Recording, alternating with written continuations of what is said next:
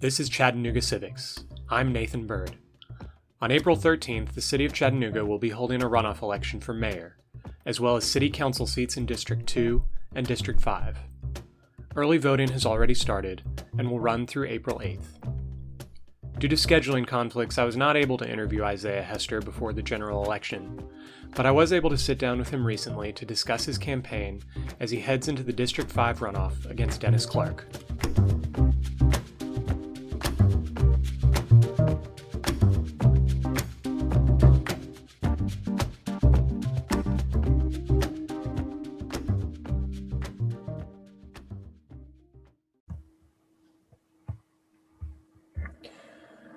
All right, I'm here with Isiah Hester. He is running for City Council in District 5. And Isiah, if you could just tell us a little bit about yourself and the district that you're running in, that would be great. Okay. First, I want to thank you for allowing me to be here with you. Of course. Doing this interview. Thanks again, Nathan. My name is Isiah Hester. I'm a fourth generation minister. I've been married to Patrice Hester for 26 years. I've lived in Highway 58 area about 30 years. I've lived in my home here about 26 years, as long as I've been married. I have a servant's heart.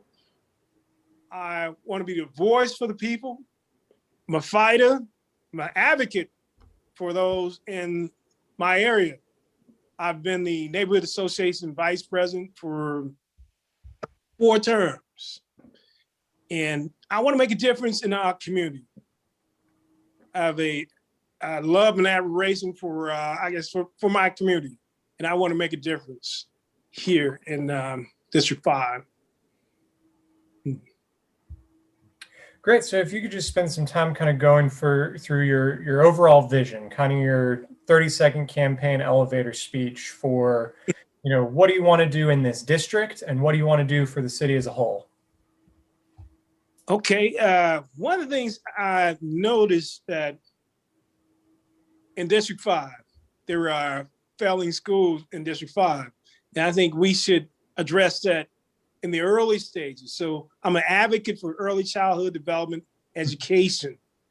And in saying that, I believe that, I don't think I can do this in 30 seconds, but I'll try. But with early childhood development, I believe that those who are making $75,000 or less, 4 kids or less, we should subsidize their child care for them. That's one of the biggest expenses for most folks, child care. That would definitely put us in the right direction as far as putting a stop to the pipeline from school to prison. Mm-hmm. Also, I'm a small business owner. I've been a small business owner for about 18 years. And I want to help all those who want to become small business owners in their pursuit. I want to fight for $15 an hour benefits for city workers, because as I canvass District 5 and talk to folks in the city, those guys are working 2 and 3 jobs just to make ends meet. So I'm going to fight for $15 an hour in benefit for city workers. Public safety. I feel that everybody should feel safe and secure in their neighborhoods, in their homes. So there's just a few things I want to tell you about. Great. Well, I want to jump into some kind of specific questions. Mostly these first few are going to be about the budget. So the mayor leads the budget writing process. And in its current form, this process takes more than 6 months for preparation. There's several public input meetings. And then, it's presented to the city council in June, and the city council has the right to amend or even reject the mayor's budget proposal. Now, in the past, it seems like the council has been reluctant to really make changes to the budget. It doesn't seem like they've had enough time to review it in a lot of cases. Do you think the city council should exercise their authority more over that budget process, or do you think we should defer to the system that's in place? I mean, it's in the charter. This is how the budget is written. How do you think we should handle that situation? I think, in my opinion, if I become the city councilman, I'm going to be the new city councilman on the block, per se. I think we should amend or reject the projected budget. We must exercise our right on the council to examine the budget. That's one thing, we should examine the budget, and one way to ensure that the right dollars make it to the people who need them, we got to examine. District 5, they want me to fight for them. And I think we should have a shared piece of that pie. The only way to trim down the budget is to cut either operational expenses or to cut certain funds, certain organizations that support the work of the city. At this point, I would fully examine the budget. And the old adage is that we can do more with less. So definitely, I would re-examine and reject the budget until it makes sense for District 5, makes sense for the city at large. Mm-hmm. To answer your question in a nutshell, I would reject it.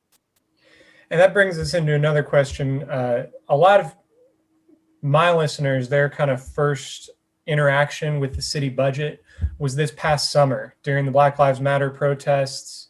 A lot of people, over 200 people, showed up at a city council meeting to express their opinion on the fact that about $70 million in a $270 million budget was being spent on the police department. There are a lot of suggestions on how to improve our police department, either give them more funding for increased training, better recruiting, things like that, or divest and reinvest, take money from the police and put it to other kind of upstream crime prevention programs. What is your take on the issue of policing in the city of Chattanooga? How do you think we can improve policing and make sure that all of our citizens feel safe? That's a great question. That's the $1 million question. I think one thing, I think every citizen of Chattanooga should feel safe and secure in their neighborhoods, in their homes. One thing I say, we should take the illegal guns off the street and to re-examine certain things as far as policing. I would say that I did my homework on the city of Chattanooga, and 23%, we're the 23rd most dangerous city in America, 23rd. And over 60% of all the crimes are unsolved. So my wife worked in the healthcare field, and she noted that when the police have a 911 call to somebody who's mentally challenged, they have to bring them to the hospital. And sometimes those guys are there for 3 days, and the police officers have to be there with them for 3 days. They rotate the police off. But I think if we could use folks from social workers or mental health workers, and they're with the police, then the police could be out there solving some of the crime. Also, I believe in community policing. There was a time when the police officer knew the little kid at the center. They knew the old lady at the grocery store. So I think another thing we should do is diversity and inclusion as far as in training. It's definitely needed. And if we train them from this perspective, train them as peace officers, first to keep the peace. Then if it escalate, then we have to do what we have to do to secure the environment. One thing I commend Chief Roddy for the 8 Can't Wait, hashtag 8 Can't Wait. He's got he has illegal certain chokeholds. That's a right step. And community policing, like I said, is one way we can do it too. But to answer your question, is that we could divert funds as far as using social workers, using mental health workers, and I guess the training, make it more diversified in the training too. Yeah. So I want to move on to the next issue. Chattanooga has been hit very hard by COVID in the past few months. We're kind of seeing the downturn. We're seeing the vaccines start to take effect. As you said, you had yours this morning. That's great. Hopefully, things are going to start getting under control as far as public health is concerned. But there is a lot of economic impact on the horizon as eviction moratoriums start to run out. Small businesses have really been struggling to keep afloat this past year. And so I'm wondering, what do you think the city council can do to mitigate those more long-term economic impacts of COVID-19? First, always, I guess we should do a analysis on the impact of it.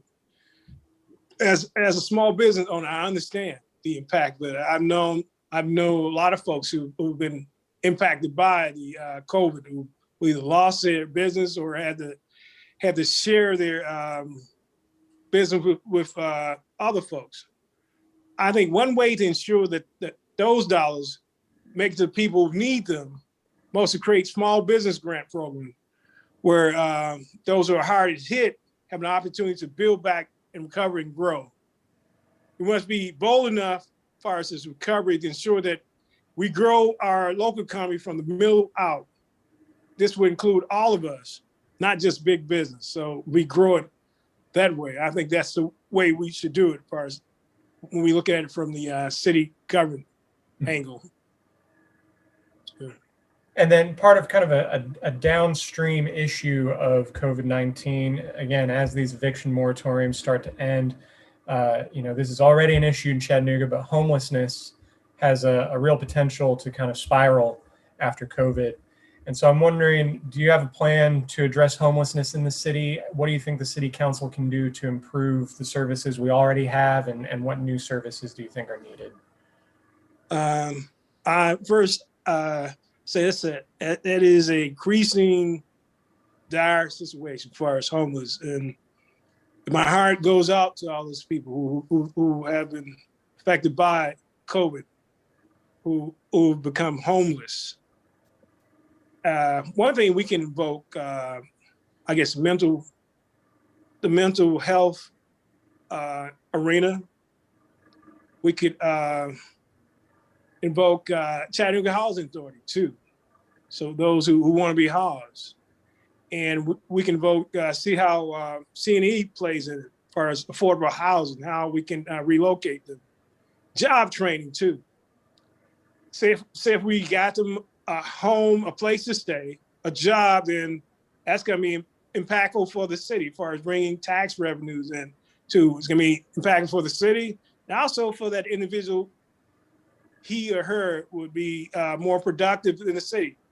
And if as far as their well-being, I think they would be better as productive citizens of Chattanooga.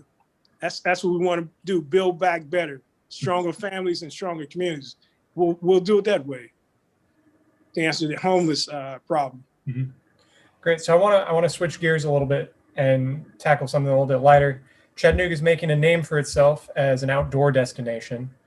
What are your thoughts on this new reputation? How do we capitalize on that growth and use these great resources that we've been given? But also, how do we manage the growth that comes with that and make sure that these wonderful, beautiful outdoor resources are being equitably used? Right, I agree. Chattanooga is probably one of the most beautiful cities in America, from Hickson all the way to Tiptonia.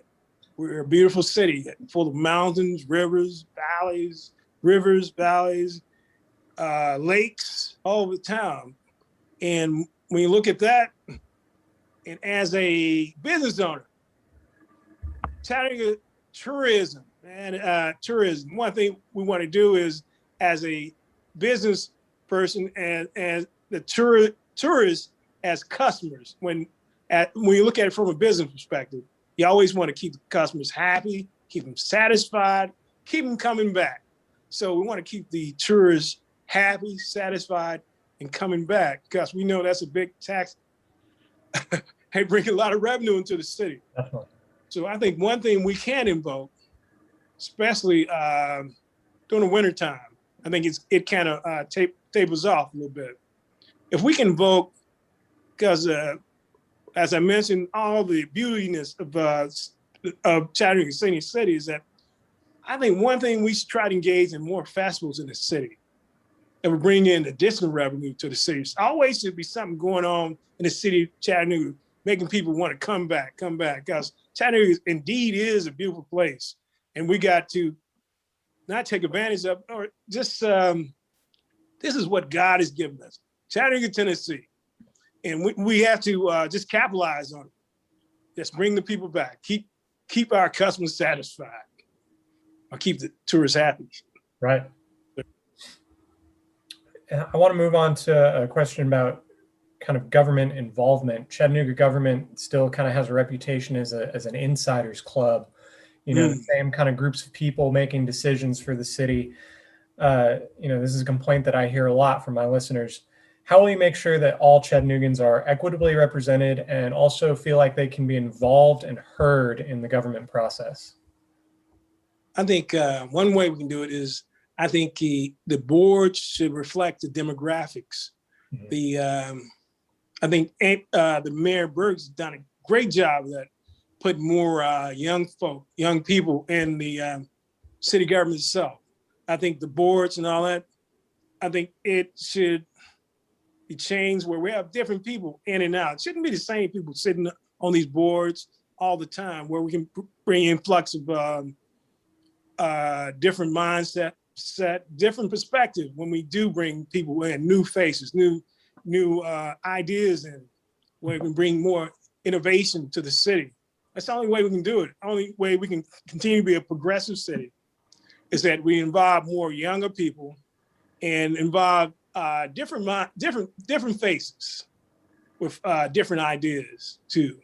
That's one way we can do it. Great. My next few questions, this is kind of a series of questions about development in the city. And actually, boards have a big part of that, part of the Chattanooga Regional Planning Agency, things of that nature. So development is a big issue that a lot of my listeners are interested in, and some of them are worried about it, that we're overdeveloping, that we're not being stringent enough with our regulations on water quality, steep slopes, sensitive landscapes, traffic generation, things of that nature. Some are worried that the increase in regulation is actually kind of restricting the housing market and making it harder for affordable housing to be brought to market. The city council is particularly influential here because the city council is in charge of the zoning code and all of these different regulations. So what do you think the city council can do to guide and improve development in the city? One thing, I think we should continue development that makes sense. And development that doesn't make sense, we should re-examine that. But right now, I think at this point, we should study the trends and how it would be impactful for the city and make the changes when it's necessary. Right. And then with regards to development, there's a particular important issue of gentrification. Chattanooga's seen an influx of out-of-state investors buying up property and raising rates. We're seeing short-term vacation rentals, using up properties that could otherwise be used to rent out to families full-time. Much of the new housing being built is unaffordable for most Chattanoogans, and demand for public housing and Section 8 vouchers is exceeding supply in most cases. So what do you think the city council can do to increase housing affordability and ensure that long-term Chattanooga residents can stay in the neighborhoods that they grew up in and not be pushed out? I think we should capitalize on areas where we see growth, the city where we see the growth, and we should try to build affordable housing on lots that are there.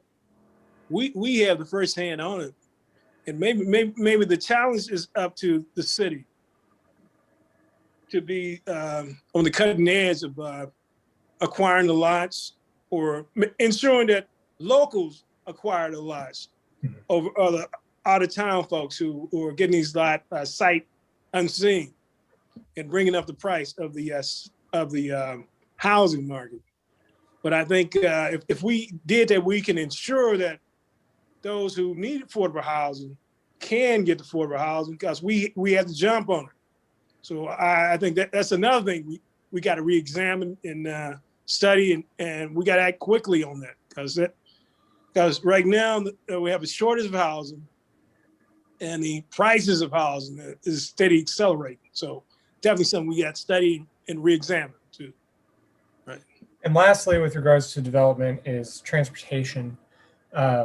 There's a lot of different ways to go on this. Some people in the city are of the opinion that as an outdoor-oriented city, we should be putting more focus on building infrastructure for cycling and walking, things of that nature. Others think that the current efforts in that direction have been unsuccessful, a waste of taxpayer money, and that we should spend more on expanding kind of vehicle throughput, making sure that we don't have a lot of traffic jams, things like that.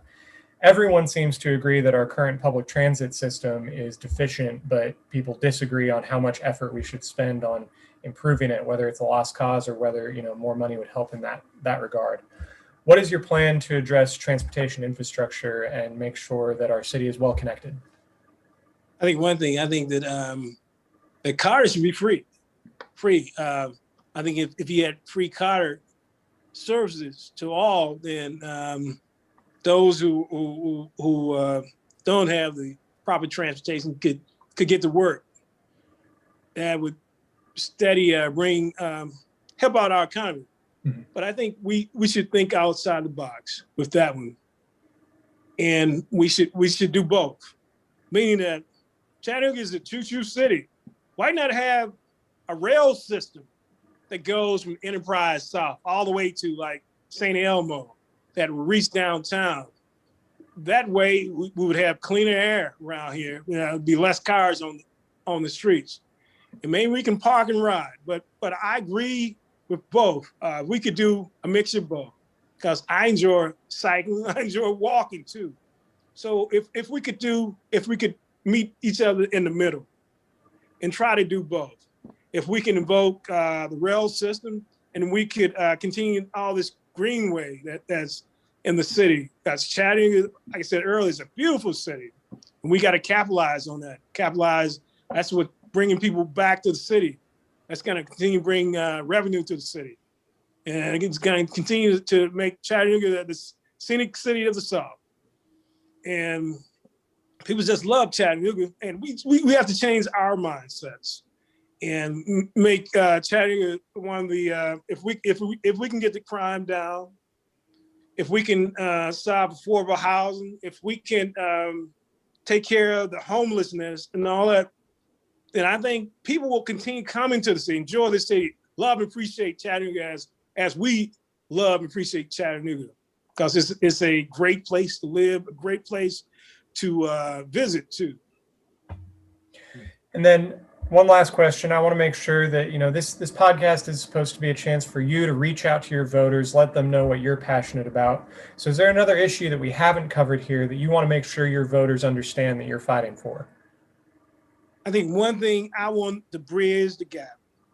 I want to bring everybody to the table. Everybody to the table, because we have so many, we may be different. We may come from different socioeconomic backgrounds. But I think everybody has something to say that could be beneficial to the city of Chattanooga and our progression. If we can all come together at a table and put our ideas together. And one of the things I said about the festival, maybe somebody could have some ideas about some festival where we can bring in more people to the city of Chattanooga. But I want folks to know that Isiah Van Hester, he's trustworthy. He's a man of integrity. He's honest. And he's running not for self-interest, but I'm here for the interests of the good, the betterment of District 5, also the betterment of Chattanooga itself. Fantastic. Well, Isiah Hester, again, where can voters find out more about you? Social media, website, things like that. Hester.com. Very good. Well, thank you very much for your time. Appreciate you. You have a good night. Thank you. Take care. Bye.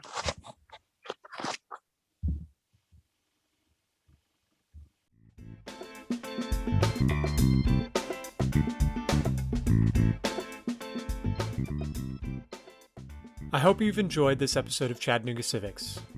Our music was written and recorded by Kevin MacLeod. If you have any questions or feedback, please send me an email at chattanoogacivics@gmail.com. You can follow me on Facebook, Twitter, and Instagram @ChatCivics, or visit the website chattanoogacivics.com. Thanks for listening.